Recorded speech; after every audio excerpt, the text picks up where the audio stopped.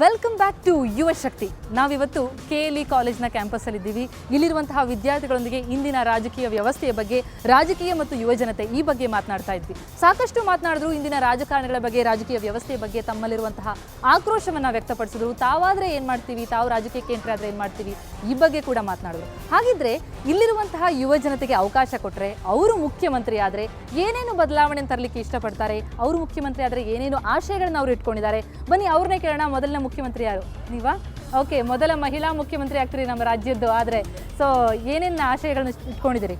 ನಾನೇನಾದರೂ ಮೊದಲ ಮಹಿಳಾ ಮುಖ್ಯಮಂತ್ರಿ ಆದರೆ ಕರ್ನಾಟಕಕ್ಕೆ ಫಸ್ಟ್ ಮಾಡೋದೇನೆಂದರೆ, ಇಲ್ಲಿ ನಮ್ಮಲ್ಲಿರೋ 90 to 95% ಪಾಲಿಟಿಷಿಯನ್ಸ್ನ ಸಾಲಾಗಿ ನಿಲ್ಲಿಸಿ ಶೂಟ್ ಮಾಡ್ತೀನಿ ಒಂದು ಗನ್ ತಗೊಂಡು. ಫಸ್ಟ್ ಗುರುತಿಸ್ತೀರಾ ಯಾರ್ಯಾರು ಕರಪ್ಷನಲ್ಲಿ ಇದ್ದಾರೆ, ಅವ್ರ ಫ್ಯಾಮಿಲಿ ಟ್ರೀಸು ಎಲ್ಲ ಅದನ್ನೆಲ್ಲ ಮಾಡಿ ಅವ್ರನ್ನೆಲ್ಲ ಯಾರ್ಯಾರು ಕರಪ್ಷನಲ್ಲಿ ಇನ್ವಾಲ್ವ್ ಆಗಿದ್ದಾರೆ. ನಿಮ್ಮ ಟರ್ಮ್ ಮುಗ್ದೋಗಲ್ವಾ?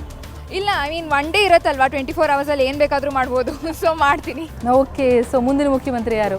ನಾನು ಒಂದು ದಿನ ಮುಖ್ಯಮಂತ್ರಿ ಆದರೆ, ನನ್ನ ಕೇವಲ ಒಂದೇ ಒಂದು ದಿನ ಚಾನ್ಸ್ ಕೊಟ್ಟಿರ್ತಾರಲ್ಲ ಮುಖ್ಯಮಂತ್ರಿ ಆಗೋದಕ್ಕೆ, ಎಷ್ಟು ಜನ ಶಾಸಕರು ಇರ್ತಾರಲ್ಲ ಅವ್ರನ್ನೆಲ್ಲ ತೆಗೆದಾಕ್ಬಿಟ್ಟು ನನಗೆ 5 ವರ್ಷ ಮುಖ್ಯಮಂತ್ರಿ ಆಗೋದಕ್ಕೆ ಯಾರು ಶಾಸಕರು ಇರ್ತಾರೆ ಅವ್ರನ್ನ ಮಾಡಿಕೊಂತೀನಿ ಜೊತೆಲಿ. ನಾನು ಒಂದು ದಿನ ಮುಖ್ಯಮಂತ್ರಿ ಆದರೆ ಮೀಡಿಯಾದವ್ರಿಗೆ ಸಂಪೂರ್ಣವಾದ ಸ್ವಾತಂತ್ರ್ಯ ಕೊಟ್ಬಿಡ್ತೀನಿ. ಅವತ್ತು ಎಲ್ಲೆಲ್ಲಿ ಭ್ರಷ್ಟಾಚಾರ ನಡೀತಾ ಇದೆ, ಎಲ್ಲೆಲ್ಲಿ ಅನಾಚಾರ ನಡೀತಾ ಇದೆ, ಎಲ್ಲ ನೇರವಾಗಿ ಹೋಗಿ ಅದನ್ನ ಜನತೆಗೆ ತೋರ್ಸಕ್ಕೆ ಸಂಪೂರ್ಣವಾದ ಸ್ವಾತಂತ್ರ್ಯವನ್ನ ಕೊಡ್ತೀನಿ ನಾನು ಮುಖ್ಯಮಂತ್ರಿ ಆದ್ರೆ.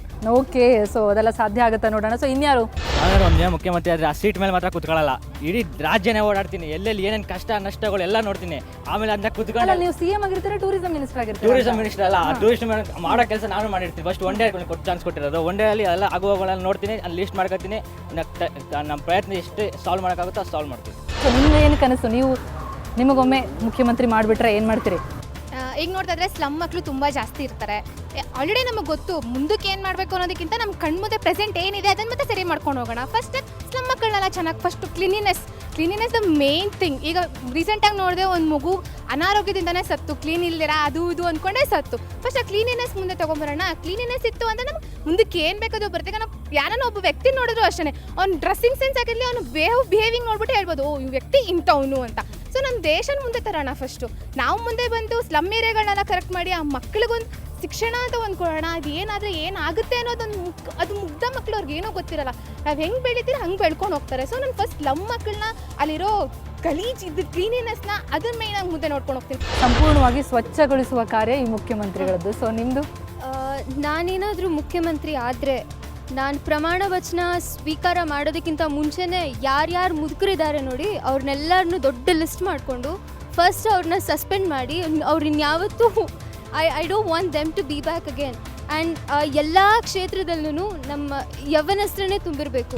ನಿಮ್ಗೆ ಅವಕಾಶ ಕೊಟ್ಟರೆ ಏನು ಮಾಡ್ತೀರಿ? ನಾನೇನಾದರೂ ಫಸ್ಟ್ ಮುಖ್ಯಮಂತ್ರಿ ಆದರೆ ಅಪ್ಲಿಕೇಶನ್ಸಲ್ಲಿ ಎಲ್ಲ ಕಾಸ್ಟು ರಿಲಿಜನ್ ಅಂತೆಲ್ಲ ತೋರಿಸ್ತಾ ಇರ್ತಾರೆ, ಆ ಕಾಲಮನ್ನು ತೆಗೆದುಬಿಟ್ಟು ಬರೀ ನ್ಯಾಷನಾಲಿಟಿ ಇಂಡಿಯನ್ ಅಂತ ಮಾಡ್ತೀನಿ. ಸೊ ಯುವ ಶಕ್ತಿಯಲ್ಲಿ ಇಲ್ಲಿರುವಂತಹ ಸಾಕಷ್ಟು ಜನ ರಾಜಕಾರಣಿಗಳಾಗುವಂತಹ ಆಶಯವನ್ನು ಹೊಂದಿದ್ದಾರೆ. ಜೊತೆಗೆ ಇಲ್ಲಿ ಒಬ್ಬ ಯುವ ನೇತಾರ ಕೂಡ ಹೊರಹೊಮ್ಮಿರುವಂಥದ್ದು. ಸೊ ನಿಮ್ಮೆಲ್ಲ ಈ KLE ವಿದ್ಯಾರ್ಥಿಗಳ ಕಡೆಯಿಂದ ಸೊ ನೀವೇನು ಹೇಳೋಕ್ಕೆ ಇಷ್ಟಪಡ್ತೀರಿ? ಸೊ ಮುಂದಿನ ದಿನಗಳಲ್ಲಿ ರಾಜಕೀಯ ಧುರೀಣರು ಸಾಕಷ್ಟು ಯುವ ಜನತೆನೇ ಮುಂದೆ ಬರ್ತಾರಾ?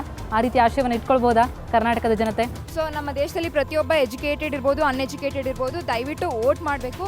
ನಮ್ಮಂಥ ಯೂತ್ ಅವ್ರನ್ನ ಗೆಲ್ಲಿಸ್ಬೇಕು. ಇಡೀ ಸ್ಟೂಡೆಂಟ್ ಪವರ್ನ, ಇಡೀ ನಮ್ಮ ದೇಶನ ನಮ್ಮ ಇಡೀ ದೇಶದ ಯೂತ್ ನಮ್ಮನ್ನು ಬೆಂಬಲಿಸಬೇಕು. ನಮ್ಮ ದೇಶದಲ್ಲಿ ಇಂಥವ್ರನ್ನ ವೋಟ್ ಮಾಡಿ ಗೆಲ್ಸಿದ್ರೆ ಒಂದು ಹಣತೆ ಅನ್ನೋದನ್ನು ಹಚ್ತಾರೆ. ಇವಾಗಾದರೂ ಇಷ್ಟು ವರ್ಷದಿಂದ 60 ವರ್ಷದಿಂದ ಹಚ್ಚದೇ ಇರೋ ಹಣತೆನ.